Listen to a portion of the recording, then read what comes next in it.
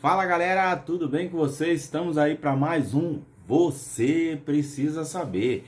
E o tema de hoje aí é um tema pedido aí pelo um dos nossos inscritos do nosso canal. Nós vamos falar hoje sobre incesto. Já ouviu falar essa palavra aí? Essa palavra é um tabu, muitos têm receio até de falar sobre ela. Incesto, ele é uma palavra derivada do latim, que quer dizer estritamente sacrilégio. Significa impuro, sujo. Esse é o significado da palavra incesto. Se você quer saber mais sobre esse assunto, vem comigo, vem comigo. Não se esqueça de se inscrever no nosso canal, deixar o seu joinha lá no final se você gostar do conteúdo e ativar o sininho para receber o conteúdo em primeira mão, beleza? Porque você precisa saber. O incesto, ele é uma relação sexual entre parentes próximos. Bem próximos, mais do que a gente imagina. Tipo, primeiro, segundo grau aí. E é considerado um tabu em quase todas as culturas de todos os países, povos, nações. Em alguns países, ele é punido como crime. É colocado como crime o incesto. Ilegalmente proibido e considerado um pecado pelas maioria dos religiosos e religiões de todo o mundo. E existe uma certa dificuldade para se definir aí até que grau é considerado incesto ou não. Os parentes adotivos também deveriam ser considerados, mas hoje em dia é considerado pecado pela maioria das religiões o incesto e é um crime por parte de toda a sociedade em geral. O caso mais divulgado de incesto entre irmãos aí, a gente ouviu falar nos últimos anos, é o caso de um casal irmão e irmã, lá da Alemanha. O nome deles eram Patrick e Susan. Patrick e Susan eram irmãos e nasceram num lar destruído, num lar cheio de brigas, cheio de um comportamento bem arredio. E por causa desse comportamento violento dos seus pais, o Patrick ele foi levado aos 3 anos por pais adotivos, porque ele vivia numa condição muito precária. Então, na idade de 23 anos, Patrick descobriu que os seus pais biológicos não eram os que tinham criado até os 23 anos, mas eram outros. Então ele foi procurar saber, foi procurar encontrar onde estavam os seus pais. Então ele encontrou a sua mãe e a sua irmã Susan, de 16 anos. E logo que ele encontrou, ele começou a se relacionar e foi morar junto com sua mãe biológica e com sua irmã Susan. E 6 meses depois, a sua mãe veio a falecer. Então ele começou a ter intimidades com a sua irmã Susan. Ela na época tinha 16 anos para 17 anos. E começou a ter intimidades e tornaram-se muito íntimos. E tiveram o primeiro filho em 2001. Em 2004 tiveram outras 4 crianças juntos. O nome deles eram Eric, Sarah, Nancy e Sofia. Os 4 filhos de Patrick e Susan. Um artigo sobre eles divulgado aí diz que o casal é um casal feliz juntos, eles vivem felizes.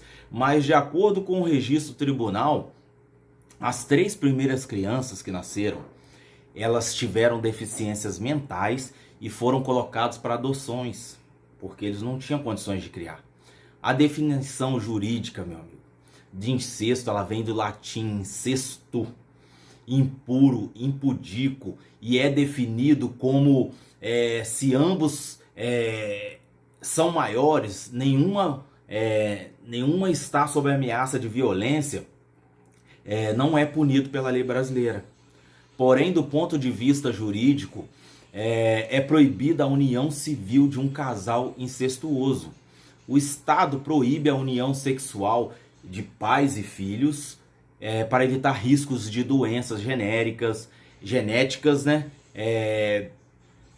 Além de problemas, igual a gente viu aí no caso do Patrick de Souza, de problemas mentais que as crianças podem nascer, ou problemas hereditários. Mas no Brasil, o incesto se ambos são maiores, se eles são maiores, os irmãos, pai, mãe, são maiores de idade, eles não estão sob ameaça e também de violência, um ou outro, é permitido pela lei brasileira o incesto, ainda que seja um tabu moral, religioso. Portanto, pela lei brasileira, o incesto não é crime. E uma justificativa comum a proibição do incesto é evitar o endocruzamento, ou seja, uma coleção de transtornos genéticos sofridos pelos filhos de pais como coeficiente de parentesco bem próximo, tais como crianças estão em um maior risco de transtornos congênitos. E a morte e a deficiência física e de quão o desenvolvimento, o risco proporcional desse coeficiente de parentesco dos pais, ele é uma medida de quão geneticamente perto os pais são relacionados. Em algumas sociedades, a gente vê como os do artigo aí que nós acabamos de descrever do Patrick e a Susan, umas sociedades mais antigas como o Egito e outras, elas tinham uma combinação de relacionamento irmãos e irmãs, pai, filha, mãe e filho, entre primos, sobrinhas e tias. Sobrinhas e tios eram praticados nas famílias reais como forma de perpetuar a linhagem real. Então eles se casavam nesse grau de parentesco. E até aqui no Vale do Paraíba, vivemos lá no passado alguns casamentos consanguíneos. O que é casamento consanguíneo? Entre irmãos, tios, sobrinhos, e mais frequentes do que eu imaginava quando eu fui pesquisar sobre esse assunto aí, entre primos, entre tios e sobrinhas e tias e sobrinhos. Eram práticas comuns e que comprova grande preocupação em manter o patrimônio no meio familiar. Aonde ocorria isso no Vale do Paraíba? Ocorreu nas famílias que eram poderosas, fazendeiros nas regiões de Vassouras e Paraíba do Sul. Nessas regiões, para eles perpetuar a riqueza, o poder da fazenda, eles casavam irmãos entre irmãos, tios e tias, sobrinhas e tias, tios e sobrinhas, e assim sucessivamente. Meu amigo, Levítico 18, versículo 6 diz que nenhum homem se chegará a qualquer parenta da sua carne para descobrir a sua nudeza. Eu sou o Senhor. Essa é a declaração de Levítico de Deus para mim e para você. No início, Deus criou o homem e a mulher e ordenou que se multiplicasse por toda a terra. Nesse tempo, todos tinham algum tipo de parentesco, apesar de haver contestação de ordem histórica e científica. Por isso havia um casamento entre pessoas que faziam parte da mesma família, porque a espécie estava perpetuando. E conforme a humanidade crescia, esse cenário foi se modificando, esse grau de parentesco passou a ser mais longo, e conforme a Bíblia, no começo da humanidade existia uniões entre parentes próximos. E é importante lembrar que nessa época Deus ainda não tinha condenado o incesto, então não era considerado um pecado. Mas para o povo de Israel, a descendência era um sinal de bênção divina. E também sobrevivência e preservação do clã do nome Israel. E por isso, em muitas situações, a união entre parentesco próximo não eram condenadas. Para garantir a vida do clã e a multiplicação de seus membros, eram permitidos o casamento entre irmãos, mais tarde entre primos e assim consecutivamente.